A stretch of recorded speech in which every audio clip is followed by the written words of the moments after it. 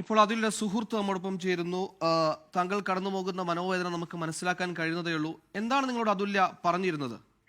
ഞാൻ അവളും കൂടി സംസാരിച്ചത് 11-ാം തീയതി ലാസ്റ്റ് ആയിട്ട് എന്നെ വിളിച്ച് കരഞ്ഞിട്ടാണ് വിളിച്ചത്. വിളിച്ചിട്ട് ഞാൻ അവളോട് ചോദിച്ചു എന്താണ് ഈ കാര്യം എന്ന് ചോദിച്ചപ്പോൾ എനിക്കിനി സഹിക്കാൻ വയ്യടി, എനിക്ക് നിൽക്കാൻ വയ്യ, അയാളെന്നെ ശരിക്കും ഉപദ്രവിക്കുന്നുണ്ടെന്ന്.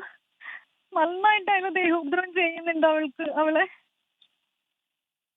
ഈ മദ്യപിച്ച് വന്നിട്ട് ആള് നല്ല മദ്യപാനിയാണ്. മദ്യപിച്ച് വന്നിട്ട് നമ്മള് വിചാരിക്കുന്ന പോലെ അല്ല അയാൾ ചെയ്യുന്നത് അവളെ.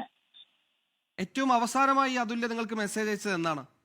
ഏറ്റവും അവസാനമായിട്ട് ഇന്നലെ ആണോ മെനഞ്ഞാന്നാണോ അറിയില്ല, ഞാൻ നാളെ വിളിക്കാമെന്ന് പറഞ്ഞിട്ടാണ് മെസ്സേജ് അയച്ചത്. അപ്പൊ എനിക്ക് തിരിച്ച് റിപ്ലൈ എന്താ ഓക്കേടി നമുക്ക് നാളെ സംസാരിക്കണം. പക്ഷെ എനിക്ക് ഇന്നലെ വിളിക്കാൻ പറ്റിയില്ല അവളെ.